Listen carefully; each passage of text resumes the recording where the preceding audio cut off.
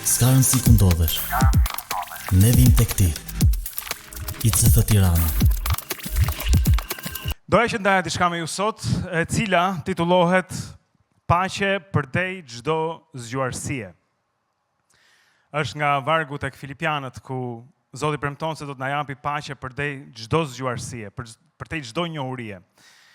Dhe këtë sepse nuk kam patur paqe, aq sa dua që të kem. Ose më mirë të them është sepse në lajmet që shohim vazhdimisht kuptoj që nuk ka paqe në botë. Është messed up, siç thon ata. Ndoshta më shumë se ndonjëherë në jetën që kemi jetuar. Dhe duke qenë që gjithë ta udhëheqës, politikan, nuk e di, kryesues, gjithmonë kanë premtuar paqen, që paqja do të vi, paqe do e bëjmë, paqe për 3 ditë. E ti shikon Rusia i bie Ukrainës, Izraeli sulmon Gaza, Hamas sulmon Izrael, ndodh tjetër gjë andej pastaj në Afrikë, luftra që si dim fare, edhe nuk ka paqe. Ka vetëm dhunë, ka vetëm grabitje, edhe në vendin tonë, po të shikosh, inate, cmira. Vinim për këtu edhe jam i sigurt që ka ndodhur gjithëve, nëse jeni në semafor dhe jeni të parët, dhe po prisni për dritën jeshile. Dhe ndizet jeshilja dhe ti je gati, po e pret, po direkt bie një buri nga mbrapa. Se njerëzit nuk kanë paqe, nuk kanë durim. E thua, ku do të shkosh? Ndodh ndonjëherë për shembull që marr një taksi, edhe ai taksisti turfullon me të madhe. E shan me të madhe, edhe i them ndonjëherë, ore ti nga të gjithë njerëzit duhet të jesh i durueshëm, sepse ti e di se çfarë ndodh në trafikun e kryeqytetit. Ti e ke këtë gjë çdo ditë. Edhe prap ngrihet çdo ditë, përsëritet e njëjta gjë prej vitesh, edhe ai prap vërtet, prap shan, sepse nuk ka paqe. Dhe ne pranojmë këtë, ka luftra, katastrofa natyrore, ka kaq shumë gjëra që nuk shkojnë mbar, sepse bota nuk ka paqe. Po Zoti ne ka premtuar paqe. Kështu që do duhet që ti pajtojmë këto të dyja bashkë, unë do të mundohem deri diku sot, po mos prisni ndonjë zbulim të misterit, sepse një gjë tjetër me cilën duhet bëjmë është që të bëjmë paqe me misterin. Tek Filipianët, kapitulli 4, apostulli Paul u shkruan këtyre në Filipi dhe u thot: gëzohuni gjithnjë në Zotin, po ju a them përsëri gëzohuni. Është urdhër, është në urdhërore, gëzohuni. Po ju a them përsëri gëzohuni në Zotin. Zemër butësia juaj le të njihet nga të gjithë njerëzit. Zoti është afër. Mos u shqetësoni për asgjë. Mos u shqetësoni për asgjë. E nuk mendoj se apostulli Paul po thot, mos e vrisim mendjen. Bëni çfarë doni. Asgjë s'ka rëndësi. Mos u shqetësoni për asgjë. Jo. Është duke përsëritur atë që Jezusi ka thënë tek predikimi në mal. Kur thot që as zojsht, as zambakët nuk kujdesen për të nesërmen, e sa më shumë do të bëj Zoti për ne. Por në çdo gjë, ja parashtroni kërkesat tuaja Perëndis. Dhe me anë lutjesh dhe përgjërimesh me falënderim. Dhe paqja e Perëndis, që atë kalon çdo zgjuarësie, do të ruaj zemrat tuaja dhe mendjet tuaja në Krishtin Jezus. Dhe paqja e Perëndis që atë kalon çdo zgjuarësie, çdo kuptimi njerëzor, do të ruaj zemrat tona dhe mendjet tona në Krishtin Jezus. Tani, si besimtar, po edhe si njerëz, pavarësisht kush jemi, sa të edukuar jemi, apo si jemi, çon si ka, kur shikojmë këto gjëra që ndodhin në botë, kur shikojmë këto fatkeqësi natyrore, fëmijë që vdesin, tërmete që bien, jetë që shkatrohen, a nuk themi vallë, Zot pse është kështu? Zot, a nuk je ti në sundim? A nuk je ti në kontroll? A nuk është kjo bota që ti ndërtove? Pse është kaq keq? E di, ndoshta nuk duhet themi kështu gjërash, po ju e dini, unë e di që mbrapa mendjes tonë diku qëndron ajo pyetje. Si ka mundësi? Si ka mundësi që është kështu? Nëse Zoti është në kontroll, nëse Zoti pse e lejon? Dhe këtu është çështja për të bërë paqe. Sepse Zoti ka bërë paqe me ne.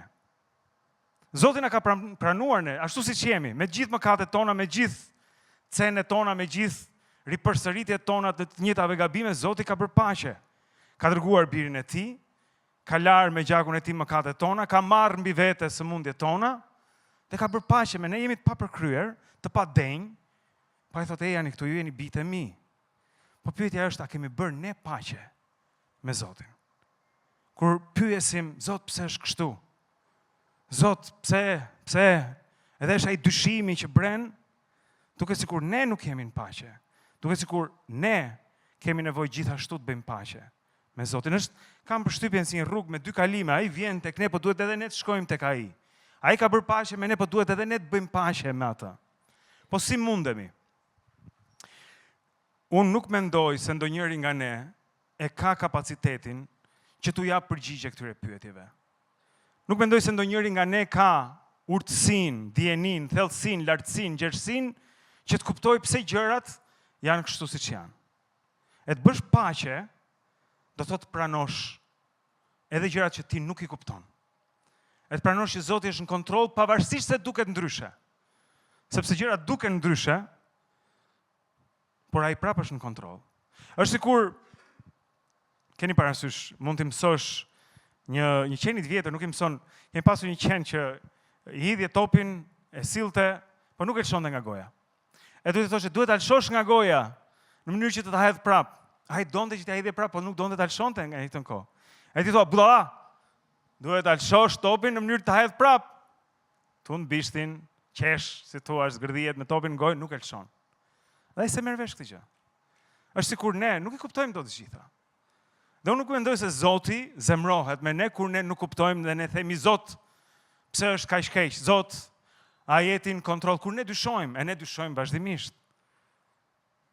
Po ai është i butë, i ngadalë në zemrim dhe ka bërë paqe me ne. Ne shqetësohemi për shumë gjëra. Edhe në qofshim pjesë e kishës, kur te Filipianët ai thot mos u shqetësoni për asgjë, kur Zoti thot në predikimin mal, mos u kujdesni për të nesërmen, ajo do të ketë hallet e veta, të këqijat e veta. Unë do të siguroj gjithçka, por ne prap vrapojmë, prap si thua shqetësohemi, mundohemi, stërmundohemi. Edhe kemi kaq shumë gjëra për të bërë. Brezi im është quajtur brezi sanduiç, ne që jemi në 40 tona tani, edhe ata që janë pak më të rinj, edhe ata që janë pak më të vjetër. Kemi fëmijë për të rritur, cilët nuk janë gjithmonë të lehtë. Ka sa që thonë fëmijët janë edhe të shtrenjtë. Kemi prindër për të kujdesur për ta, cilët nuk janë aq të lehtë, po ju e dini mund të jenë pak të shtrenjtë, ke nevojë të ndihmosh, pensionet nuk dalin, financiarisht, me kohën tënde, po ke punë për të kryer karrierë, për të çuar përpara, miqësi për të mbajtur, dhe prandaj e quajnë brezi sanduiç, të trysnuar nga të gjitha anët. Duhet japim edhe për të vegjëlit, edhe për më të mëdhenjt, edhe për veten tonë, aty midis.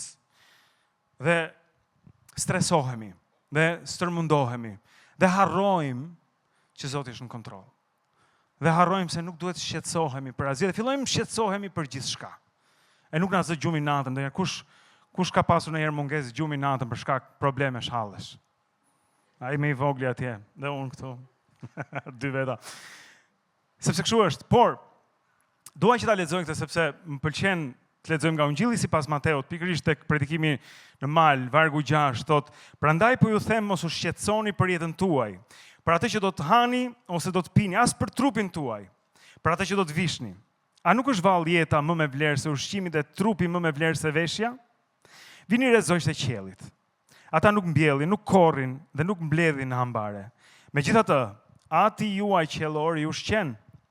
A nuk vleni ju më tepër se ata? Dhe cili nga ju, me gjithë kujdesin e tij, nuk mund t'i shtojë shtatet t'i qoftë edhe një kubit të vetëm? Pse shqetësoheni për veshjen tuaj? Çfarë është tani? Sezoni vjesh dimër, po? I veshjeve. Vini re si rriten zambakët e fushës, ata nuk lodhen dhe nuk tjerrin. Dhe unë pra po ju them se Salomoni vetë me gjithë lavdinë e tij nuk ishte veshur ndonjëherë si ata. E Zoti e ka thënë këtë me gojën e vet. Tek Mateu në Ungjillit të tjerë mund ta lexojmë, por e përsërit sot e kësaj dite sërish. të mos merremi kaq fort, sepse e dini bota aty jashtë, Instagrami në duar tona, TikToku për sa të tjera, ku diun se çfarë, vazhdimisht, aktivisht, dhunësisht na sulmon me se si duhet dukemi, se kujt duhet i ngjajmë, se si duhet flasim, te kush duhet besojmë, se cilës parti i përkasim, jemi të majtë, jemi djathtë, jemi konservator, jemi liberal, edhe na sulmon me mungesë paqeje. Kur futesh ajo vrima e lepurit në atë algoritmin nuk del dot më.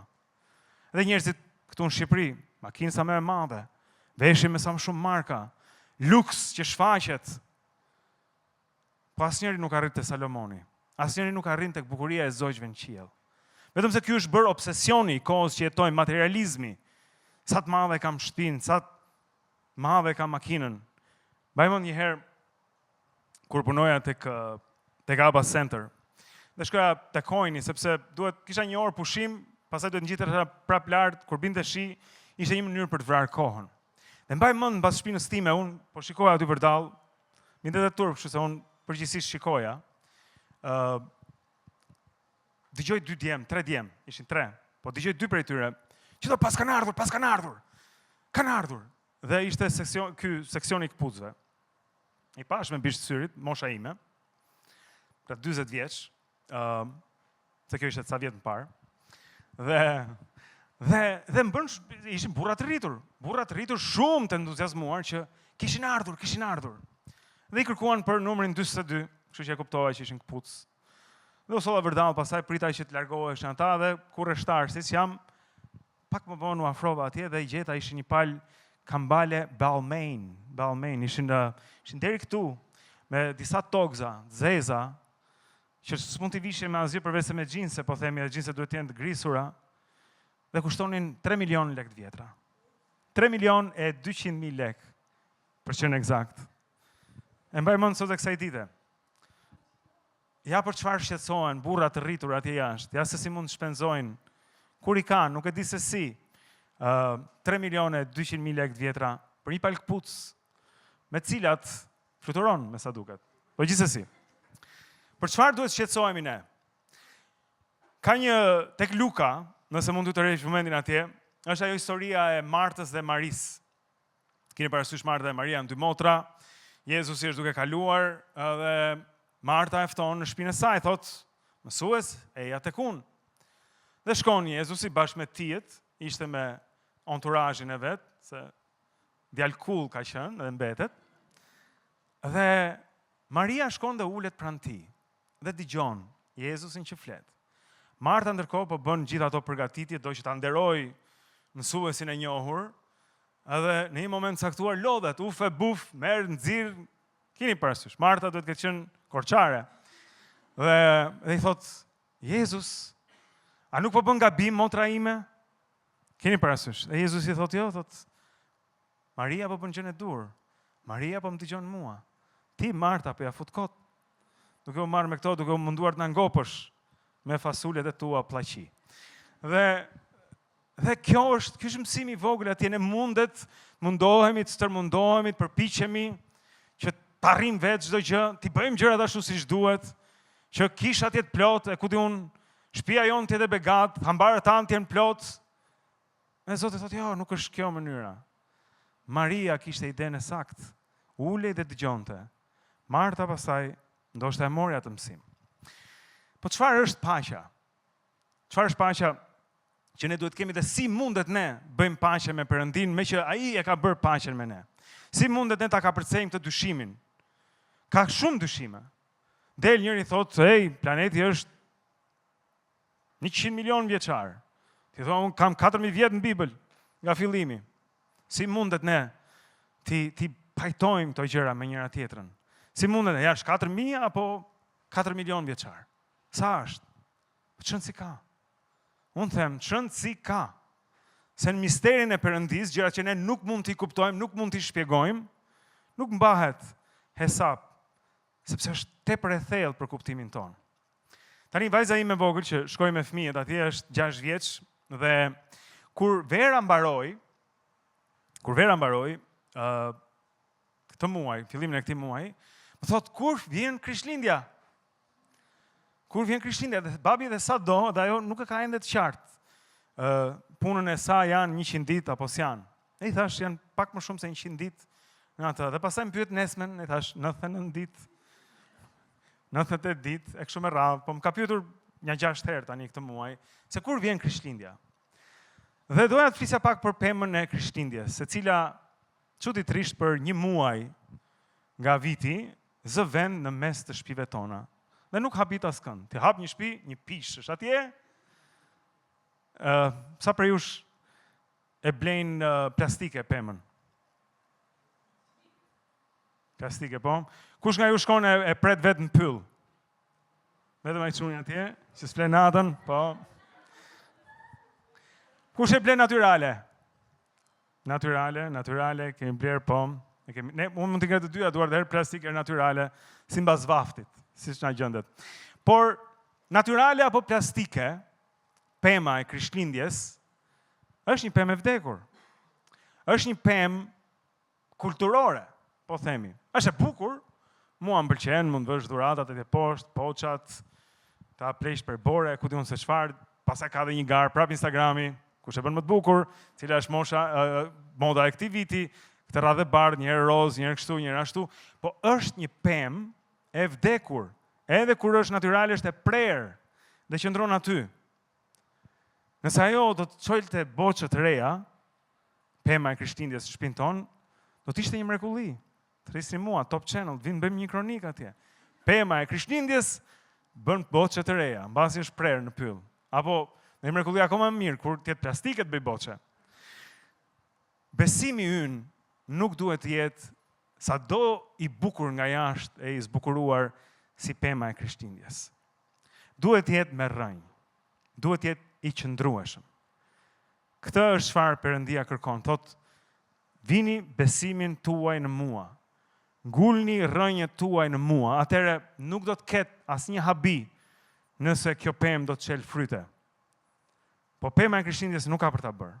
Se mund duket e bukur nga jashtë, po siç u thash, është një pemë kulturore. Tek Romakët 8:6 thot, në fakt, mendja e kontrolluar nga mishi prodhon vdekje, por mendja e kontrolluar nga fryma prodhon jetë dhe paqe. Tani nëse ne duam t'i japim shpjegim të gjithë gjërave që ndodhin rreth nesh, cilat nuk mund t'i shpjegojmë, atëherë jemi një mendje e kontrolluar nga mishi, e cila prodhon vdekje. Nëse ne duam ta kuptojmë thellësinë e misterit Perëndis, nëse ne revoltohemi sinqerisht me Zotin edhe e braktisim si që disa e kanë bërë besimin, sepse themi, hej shiko, ky nuk mund tjetë, sepse shiko sa keq atje. Ra një tsunami, 150.000 vetë, vdiqën në gjumë. Nëse ne mundohemi që përmes mishit, përmes mendjes, përmes kuptimit ton njerëzor, të arrim shpjegimin e misterit hynor, atëherë jemi duke menduar në mish. Vetëm kur jemi të kontrolluar nga fryma, prodhojmë jetë dhe paqe. Tek Efesianët 3:14 ka një shpjegim se si mundet ne ta përjetojmë paqen e Perëndis. Unë po lexoj gjatë, po është vargu I fundit ku ka theksin që dua t'i jap. Efesianët 3:14 thotë, e pastaj do të lexoj deri tek 19. Për këtë arsye, unë po I ul gjunjët e mi përpara Atit, Zotit ton Jezus Krisht. Është Pali që po flet. Nga I cili merr emër çdo familje në qiej dhe mbi tokë, që t'i jap sipas pasurisë së lavdisë së vet, të forcoheni në fuqi nëpërmjet frymës së Tij në njeriu e përbrendshëm. Që Krishti të banojë në zemrat tona me anë të besimit. Ai mund banoj brenda nesh me anë të besimit. Teresa Avilës e quante kështjella e brendshme, këtë të brendshme, kur bota jashtë është furtunë, terror, e kaos, e gjithçka tjetër, besimtari mund gjej paqe në atë dhomën brenda zemrës tij, sepse aty jeton Krishti, ai banon aty. Që të rrënjosur, jo si pema e Krishtlindjeve, po të rrënjosur dhe të themeluar në dashuri, të mund të kuptoni me të gjithë shenjtorët cila është gjërësia, gjatësia, thellësia dhe lartësia, dhe ta përjetoni, thot në New Living Version, përkthimin, dashurinë e Krishtit, që te kalon çdo njohuri, që të mbusheni me tërë plotësinë e Perëndis. Vetëm duke e përjetuar dashurinë e Krishtit, që te kalon çdo njohuri, mundet pastaj që të mbushemi me plotësinë e Perëndis. E vetmja mënyrë për ta kuptuar, e vetmja mënyrë për ta pranuar, për ta jetuar qetësisht paqen e Perëndis, në gjithë këtë zallamahi që ndodh rrotull nesh, e që do të vazhdoj fatkeqësisht, është ta përjetojmë. Që ta lëm atë që të banoj brenda nesh. Nëse ai është banor, më besoni, është banor i mirë. Nuk është si këta qiraxhin që ta lënë shtëpinë përmbys kur ndalin. Shumë njerëz mendojnë se paqja shpirtërore do thotë mos kesh probleme. Po vallë nuk smuren të krishterët, vallë nuk përjashtohen nga puna, vallë nuk burgosen, vallë nuk heqin, gjitha ndodhin. Por aq kohë sa ke Krishtin si banor të jetës tënde, zemrës tënde, mund të bësh më mirë. Sepse paqja e Perëndis nuk është si qetësia e përkohshme e botës. Mundet që të ketë një arë pushim, së shpejti, mundet që jo. Është premtuar, po është gënjur edhe rreth të tjera. Sepse paqja e Perëndis nuk është si kjo paqja që vendos bota. Sepse ka një shprehje që thotë që paqja është vetëm periudha midis luftrave. Gjendja natyrale e botës është luftë. Dhe pastaj ka pushime të vogla paqeje. Fatmirësisht, brezi ynë ka jetuar për një kohë të gjatë, në një kohë paqe, po duket sikur i ka ardhur fundi. Lexoj këto kohë, po flisja me miqtë e mi dje, ka një libër që quhet Bota e Djeshme, kujtimet e një evropiani që është me qira fjala libri i radhës në klubin e librit, për ata që duan të bashkohen të martën e fundit të muajit tetor. Stefan Zweig, mbasi ka shkruar biografi të shumta, edhe të shkëlqyera, një nga autorët më të mirë të shekullit 20, shkruan autobiografin. Por është në ekzil, Zweig kur e shkruan këtë, larg shtëpisë vet, dhe tregon se si jeta e tij mbajti për brenda, ne 60 vjeçarë thotë e këtij brezi, përjetuam më shumë se gjyshi, stërgjyshi, katragjyshi, babai të marrë së bashku. Sepse lindi në një perandori austro-hungareze që ishte gati 1000 vjeçare. Ishte stabilitet perfekt. Monedat ishin prej ari, antje, dhe çdo gjë ishte llogaritur. Kur do shkojen punë, kur do dilen pension, kur do bëje plazh, kur do pushoj, gjithçka. Dhe gjithçka u përmbys. Dhe u kthye barbaria. Lufta e parë botërore, pastaj lufta e dytë botërore, persekutimi e hebrejve, holokausti, gjithçka tjetër. Dhe ajo botë që ai ishte njohur, me cilën ishte rritur, ndryshoi totalisht. Kur ra në duart e njerëzve edhe të djallit. E thot, kam qenë i nderuar dhe i poshtruar, kam qenë i pasur dhe i varfër, kam qenë i lirë dhe i burgosur dhe i syrgjynosur. Të gjitha në pak dekada, një lëmsh i madh, ajsa nuk ndodhte, thoshte ai, në 7 breza rresht. Të gjitha për një herë, dhe që atëherë, duket sikur bota vazhdon me këtë gjë. Me këtë turfullim antje për jashtë. Dhe dua tani që të shkojmë pak te një nga këto historitë më të bukura të Biblës, të gjithë e dini, të gjithë e dim, që është Jezusi në bark, në detin e Galiles. Është një vend i qetë, më shumë liqen se sa det. Dhe mirë po, me që lexova, këto dukuri klimatike ndodhin me të vërtet në Galile. Ku pa pritmas, në Galile mund bëhet furtunë e madhe. Dhe dallë, të cilat zakonisht nuk janë atje, mund përmbysin gjithçka. Dhe Jezusi po flej mbështetur mbi njëstë, po le ta lexojmë nga Ungjilli sipas Markut. Kjo, si duket, ka qenë e preferuar ndër të krishterët e parë, si histori, sepse të 4 ungjit e kanë. Ndërkaq, pra, Marku 4, vargu 37, thotë, ndërkaq përtheu një furtunë e madhe dhe valët përplaseshin mbi bark. Aq shumë sa ajo po mbushej. Ai ndërkaq po flinte mbi kiç mbi një astëk. Ohoho. Jezusi ishte i qetë, po flinte. Ata e zgjuan dhe i thanë, mësues, a nuk merr akosesh që ne po marrim fund?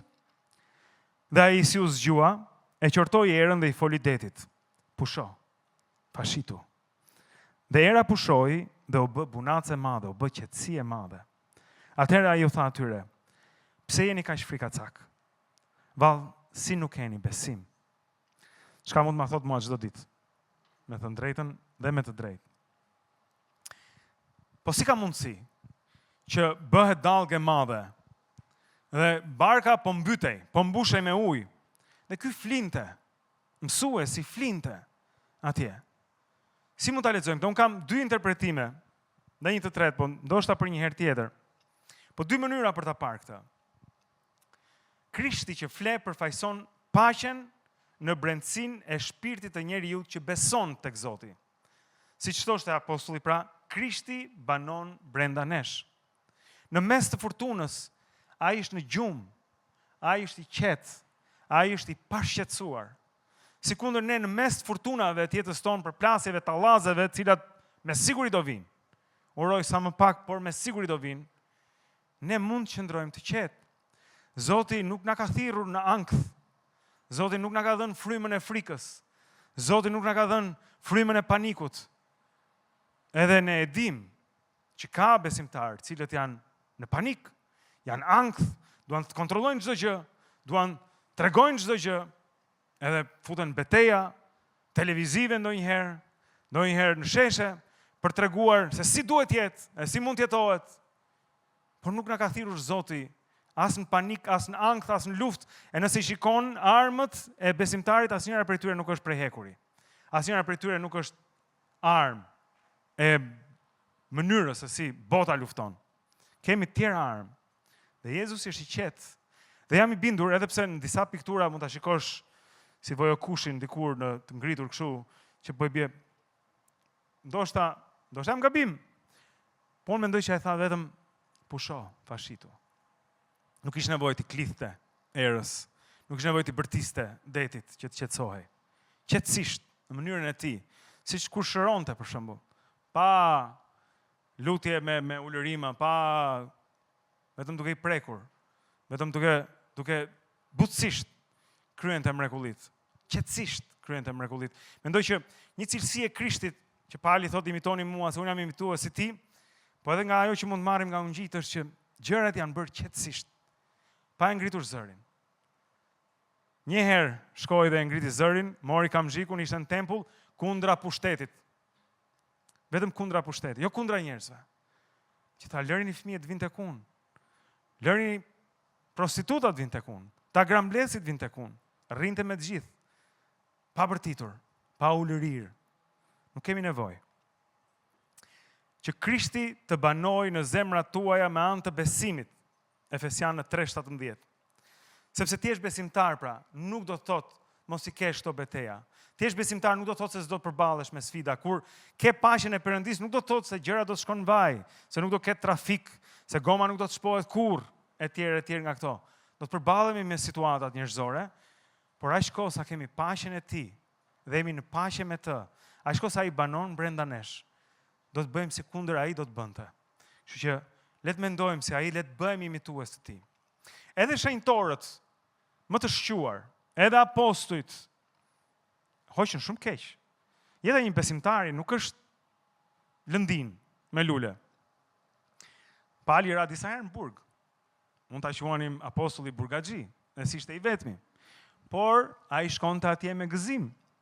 Tek Veprat e Apostujve, vargu 16-23, Pali është bashkë me Silasin në këtë rast, thot, dhe si rrahën me shumë goditje, i futën në burg, duke urdhëruar rojtarin e burgut t'i ruaj me kujdes.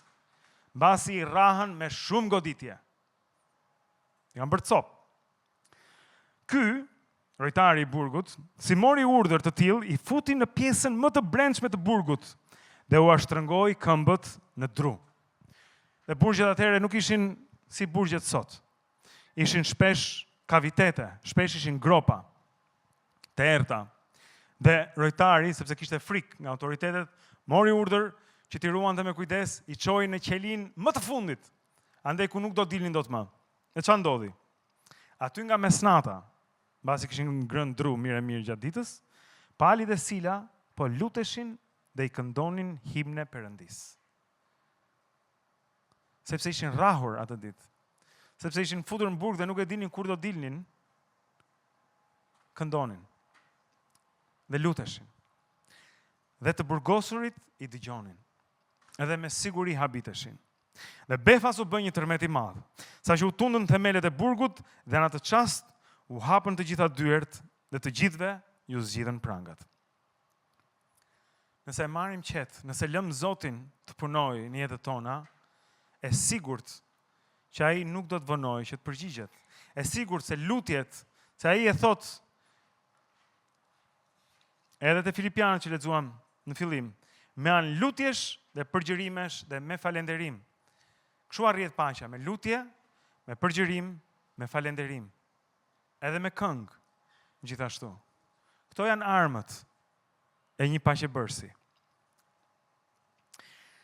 Ky është interpretimi i parë, ku ne, si besimtar, mund të terrorizohemi nga çfarë ndodh, dhe ai zgjohet nga gjumi, i qetë dhe bën që stuhia të pushojë dhe pastaj pyet në fund pra siç e thotë atyre, vallë, pse keni frikë? Vallë, ku është besimi juaj?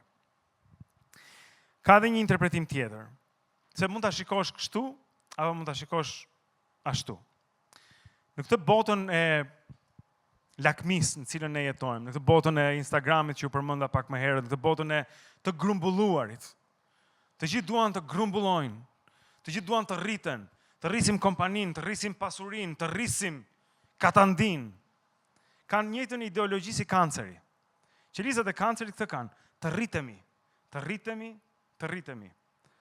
Edhe ftohemi, tundohemi, mësohemi që të rrisim sa më shumë atë që kemi. Ato pasurinë e ngatrojmë me vlerën e vërtet. Dhe jemi në kish, jemi besimtar, po edhe këto na godasin. Edhe na tundojnë.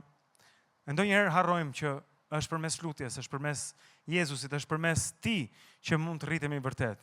Sepse pasuria jonë, siç ai thotë, është në qiell, jo mbi tokë. Dhe në këtë rast mund ta shikojmë Jezusin që fle, si Jezusin brenda zemrës tonë, të cilin ne e kemi vënë në gjumë. Jezusi brenda nesh ka rënë në gjumë. Ai ti e pyet, diko thua, a lutesh çdo ditë? Jo çdo ditë. A lexon fjalën e Perëndis çdo ditë? Jo çdo ditë. A shkon kish? A shkon festim, në shërbes? Jo, nuk shkoj. Po jam besimtar, mbaj kryqin. Keni parasysh? Kam tatuazh, kryqin. Nuk mjafton. Nëse nuk lutemi çdo ditë, nëse nuk kalojmë kohë me të çdo ditë, nëse nuk vim në bashkësi, nëse nuk shkojmë tek vejushat, tek jetimët, si thot ai, ka një mënyrë, mendoj, për ta takuar Krishtin fizikisht. Ai thot, unë isha në burg dhe ju më erdhët. Isha në burg dhe ju më erdhët. Duke bërë gjëra. Në një nga librat që kam lexuar mbi psikologjinë, theksohet se një ndër ilaçet më të mira kundra depresionit dhe ankthit është vullnetarizmi.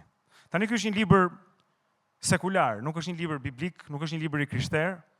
Vullnetarizmi, thon ata, meditimi, që mund krahasohet me lutjen, por vullnetarizmi, dhe do ta mbaj këtu, është një nga mënyrat se si njeriu del nga depresioni. Duke hedhur vështrimin tek hallet e të tjerëve, duke kujdesur për ata që kanë nevojë, ti heq mendjen nga ato që po të mundojnë. Kjo është receta që po japin mjekët atje për njerëzit që nuk ndihen mirë, shpirtërisht dhe mendrisht. Shko thon, bëj punë vullnetare, po ne jemi gjithashtu të thirrur. Kto sekrete që këta po i zbulojnë tani mbas 2000 vjetësh, ne kishim atje. Bëj diçka. Nuk mjafton të vish të këndosh. Nuk mjafton të hedhësh lek atje. Çfarë po bëj? Unë e pyes veten bashkë me juve. Mos mendoni se po ju predikoj apo po ju bëj moral këtu. Por çfarë bëjmë ne? Si shkojmë ne Krishtit në burg? Se ai thot, çdo gjë që keni bërë për këta e keni bërë për mua. Prandaj them është një mënyrë për ta takuar. Dhe besimi pa vepra është i vdekur, sikur veprat pa besim nuk të çojnë kërkund. Po të dyja bashkë kanë një formulë mrekulluese. Edhe jo që të sigurojmë një vend atje, apo kuror lavdie, 1, 2, 3. Po sepse është përmbushëse dhe t'je paqe këtu, tani. Mos merresh vetëm me veten tënde, me çizmet e tua Balmain, apo me sa klike ke në YouTube, apo sa like ke në Instagram. Se këto janë shqetësime. Prandaj, duhet ta zgjojmë Krishtin nga gjumi, këtë Krishtin e brendshëm, se ai s'flekur. Po këtë Krishtin brenda nesh që ka zënë vendet, banoi këtu, që ka pranuar të vijë, aty që ka bërë paqe me ne, që ne kemi thënë, mirë, kri gjumë tani, se do takohemi kur të kthehem dielës tjetër, kur shkojmë kish. Do çojmë, do këndojmë, po deri atëherë, sa janora. Edhe ai flet, jo, ai duhet mbajtur i zgjuar, duhet mbajtur i gjallë, duhet mbajtur në veprim, ai atë do. Kam lisuar, jam në fund tashi, por çfarë na e prish paqen? Mund të jetë frika për të ardhmen. Këto shqetësimet e botës, çdo ndodh me fëmijët e mi, janë në një moshë delikate, tani shoqëria është e keqe. Do ta çoj larg me shkollë, por nuk e shikoj më njëra tjetra, puna, shefi. Me qira fjala lexova që shefi që ka ai që ta nxjerr jetën më shumë nga të gjithë. Po, kishin bërë një studim. Po, kjo është studim për ata që janë në botë. Nëse ke shefin e keq thonë, ke pisk. Mos u shqetësoni, tek Mateu 34 thot, mos u shqetësoni pra për të nesërmen, sepse nesërmja do të kujdeset për gjërat e veta. I mjafton ditës së sotme e keqja e saj. Tek predikimi në mal. Mos u shqetësoni për nesër. Lëreni Zotit atë. Edhe nesër do jetë po kaq keq sa sot. Po mos e vrisni mendjen. Faj për të shkuarën. Shumë nga ne mund të kenë bërë gjëra për cilat jemi pishman, unë i pari. Gjëra nga e shkuara për cilat nuk jam krenar, për cilat ndjej dhimbje, për cilat urojt mos i kisha bërë. Por tek Hebrejnë 8:12 ai thot, sepse unë do t'u fal paositë e tyre dhe nuk do t'i kujtoj mëkatet e tyre. Zoti ka harruar. Çfarë ndodhi? Tani shiko përpara. Tek Filipianët 3:13 dhe 14 thot, por bëj një gjë. Harroj ato që janë pas dhe shtrihem drejt atyre që janë përpara, duke rendur drejt shënjestrës, për çmimin e thirrjes qiellore të Perëndis në Krishtin Jezus. Është Pali që thot, harroj ato që janë pas dhe shtrihem drejt atyre që janë përpara. Ky persekutuesi i kishës, ky që rrihtet krishter rrugës. Dhe tek Luka 9:62. Askush që vë dorën mbi parmend dhe hedh syt pas, nuk është i përshtatshëm për mbretërinë e Perëndis. Kjo s'mund të jetë 62, mund të jetë 26. Ka 62 vargje tek Luka? 9? Ndoshta. Ose kam gatruar unë kur kam shtypur. Pra askush që vë dorën mbi parmend dhe hedh syt pas, nuk është i përshtatshëm për mbretërinë e Perëndis. Shiko përpara. Çfarë ishte? Çfarë ka kaluar, jemi bërë të rinj, jemi tjetër. Konfliktet me njerëzit janë gjithashtu ato që na mbajnë jashtë paqes. Megjithatë, tek Efesianët 6:11 thot, vishni gjithë armatimin e Perëndis, që të mund të qëndroni kundër kurtheve të djallit dhe mos harroni asnjëherë që ai është në punë. Sepse s'ka punë tjetër. Sepse betejë jonë nuk është kundër gjakut dhe mishit, por kundër principatave, kundër pushteteve, kundër sunduesve të botës e errësirës së kësaj epoke, kundër frymrave të mbrapshta në vendet qiellore. Betejë jonë nuk është me njerëzit, me asnjë nga njerëzit që është me mishë me gjak.